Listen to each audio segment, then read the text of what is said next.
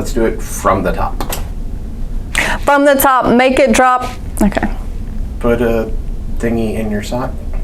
There you go. There we go. Hello, and welcome back to Mental Health Mondays, where we talk about advocacy, resources, and ending the stigma associated with mental health. I am your host, Amanda, and today we are going to be talking about setting boundaries during the holidays. And before we get into the real good stuff, we have to talk about what exactly is a boundary. Do we know what it is? My whole life I have not known what it is, but let's go into the definition. According to goodtherapy.org, boundaries are limits people set in order to create healthy senses of personal space. Boundaries can be physical or emotional in nature, and they can help distinguish the desires, needs, and preferences of one person to another. So now that we know what a boundary is, let's talk about how to set one, specifically during the holidays. Now, like we talked about last time in our self-care during the holidays video, holidays can be really tough, especially on those of us who have mental health issues. A lot of times our family can be stigmatizing, they can be not understanding, they can be really disingenuous towards us and our experience. It's not to say all family members do, but in a lot of individuals who struggle with mental health, that's kind of the thing that they experience. Not everybody is understanding of mental health, and it's not an easy, breezy, beautiful cover girl time for us during the holidays. That was a deep, deep cut. It's really important to set boundaries with our family during this time, especially if we feel like our mental health recovery is at stake. Now, a lot of times family members can operate with the best intentions, but sometimes it comes off kind of harsh. So it's really important that going into a holiday function or a holiday event, you have strict limits on what you want to consume, how you want to operate, and what you're going to say to individuals based upon what they've said to you regularly. So let's say that you're continuously offered a drink. What you can say, thank you so much for offering, I don't really feel like drinking today. And if they continue to push, you can say something like, I would really appreciate it if you respect my boundary, I don't want to drink today. Or it could be a situation where you say, no thank you, and just walk away and not interact with that person for the rest of the night. That's completely okay to do as well. A lot of times our families share differing belief systems, and that's completely okay.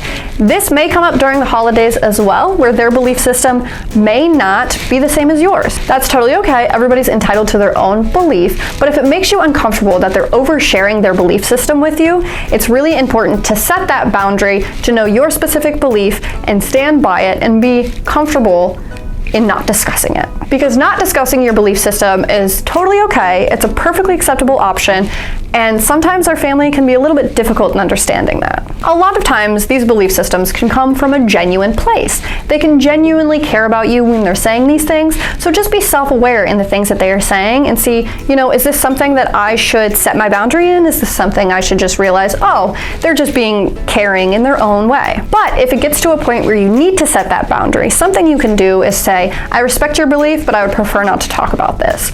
Or say, I don't really want to talk about this, and walk away or keep your space. It's perfectly acceptable to know you need to walk away from a situation and give that person and yourself that space. Regardless of if it's about a belief system, if it's about anything, giving yourself space from that person, perfectly acceptable option. There are also some stigmatizing language that may come up with your family during the holidays, saying things like, oh, the weather is so bipolar, or wow, that's crazy, or stigmatizing things like that. And it's really important to understand whether it's your place to educate your family or it's your place to walk away from the conversation, depending on if it really impacts you. Sometimes we want to fight all the battles in the world, especially when we're empathetic people, but sometimes it's important to know when it's not our battle at all. So sometimes the best boundary you could set is walking away, distancing yourself, or just taking care of yourself personally. Now, we hear these stigmatizing comments every day in society, on TV, sometimes even out in public, and they can be really hard, especially when they come from our family. It can feel really, really, really hurtful when they use stigmatizing language or phrases, and it's important that you set that boundary for yourself and that internal boundary and know what's going to happen if somebody says something stigmatizing. What is my place and what can I do about it? And maybe if you're really close with this family member, That something could look like having a conversation. Like, hey, this is a little stigmatizing to the mental health community. Could you try another phrase instead? If you have that type of relationship with that individual. If, however, you're not as close with that individual, it may be best just to work on coping tactics if you get activated by the things that people say. It's really, really important to come to these events, celebrate the holiday, and know what you can handle and what may not be the best for you. Another way you can set a boundary is if you're feeling yourself getting really activated, getting really worked up, you can always leave early. My biggest advice to anybody is always to make sure you have an exit plan or a ride to leave whenever you want. That puts the control back in your hands to know I can leave if things get too uncomfortable, or I can have somebody come pick me up, or I can call an Uber if things get too much for me. That way I have control over the situation, and if anything happens, I can exit. And the strict boundary that I place is letting individuals know, hey, I'm leaving, see you later. And if they try to give me a hard time, you can always say, I just really have to go, it was a great time, see you later. Now, I understand all of these boundaries can be really, really difficult to set, especially when it comes to your family. But I'm here to say, you taking care of yourself comes first, and it's really, really important to know what you need during these times. And as always, reach out to your local resources if you're finding yourself having a more difficult time than usual during the holidays, or if the holidays are difficult for you in general. You can text the crisis line at 741-741. If you feel like you're in a crisis or you feel like you're getting worked up, they have a crisis specialist available for you 24/7. You can also search your local area for support groups, warm lines, or any additional assistance during the holiday times. And we here at the Recovery Center of Hamilton County have 2 different check-ins that you can get involved in, one at 2:45 and one at 7 p.m. These are offered 7 days a week. And during the holidays, there will be somebody there to talk to if you need it.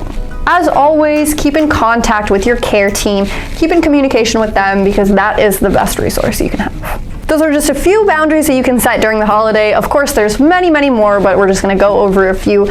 Go back to our self-care video during the holidays if you need some additional support, and join us next time for dealing with depression and isolation during the holidays. Thanks, guys.